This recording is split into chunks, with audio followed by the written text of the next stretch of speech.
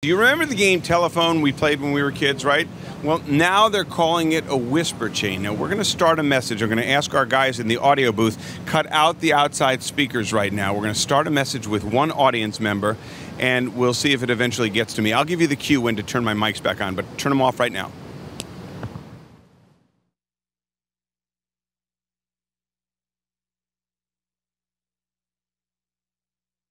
All right, mic's back on. In the meantime, this message is going to go through the chain, and we'll see if we get it on the other end. In the meantime, though, let's look at this video of a record-breaking whisper chain. It started with Jake Bronstein at one corner of a New York bar and traveled through 59 people before ending up back on stage with Jake's girlfriend, Christina Hodge.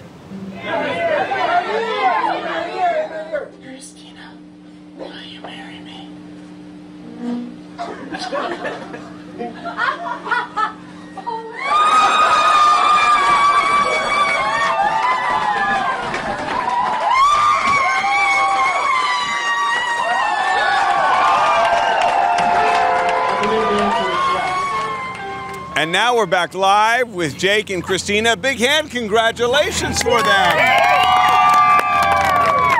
Dude, hey, there are lots of creative ways, you know, the ring and the fortune cookie, spelling it out on a Scrabble set, right? Coulda, woulda. Right, this is great. Thank you. Thank you. Thank you. How'd you think of it, and were you worried that this might not work?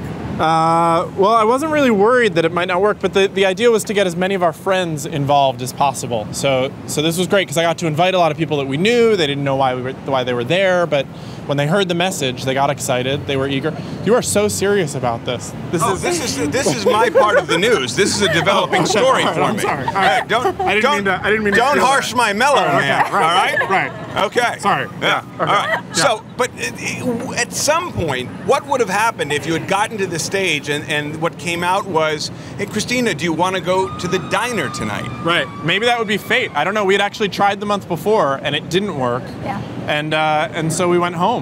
Christina, did you consider whispering back to someone with some sort of answer? I was completely shocked. Some strange man just asked me to marry him, and I turned around and be like, Jake, are you gonna beat this guy up? Who is this guy? And Jake was on his knees behind me. This is a beautiful story. When are you guys getting married? When are we getting married? I don't know. Can we follow this story? I would love it if you did. Thank you. Best man? Oh, thank you. Best man? Yeah, if you want. I'll be your best man. Bring it on. All right, maybe we'll do that live. All right, in the meantime, we sent this whisper chain all around through this entire bunch of people, all through here, right? Did everyone whisper, right? And we wound up where? Where was the end? Right here? Okay. Let's see if the message is correct. Mother Terry something news. I don't think it worked. Well, this is one very gifted audience. Mother Terry is what you said? That's what she said. I don't know. Mother Terry? Who said Mother Terry?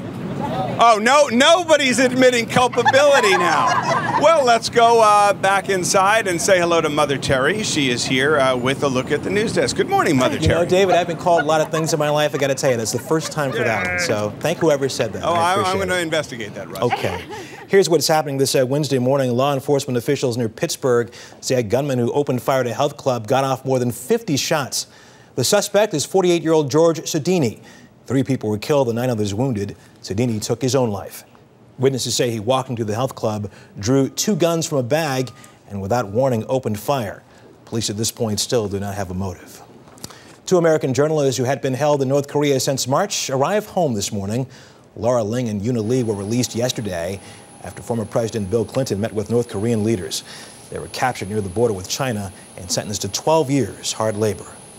While Mr. Clinton wraps up his unofficial diplomatic mission to North Korea, Mrs. Clinton is in Africa this morning. The Secretary of State told the Trade Forum in Kenya that African governments must reject corruption to attract economic investment. And attracting our attention this morning, Russian Prime Minister Vladimir Putin with no shirt on. The 56-year-old Putin is on a camping trip in Siberia, boosting his macho image and showing a sensitive side as well, giving his watch to a local boy. It is now 8:36. Let's go outside to Brother Dan for another look at the weather. We started out with now here's Russ with the news. Then it went to here's Russ for a snooze. And then what did you hear? Not with the news. Not with the news. All right. Then we went to you, and what did you get? Not the best of the news. Not the best of the news. Mary, what did you hear? I forget. You forgot. She forgot. Interesting. She forgot. So what did you hear?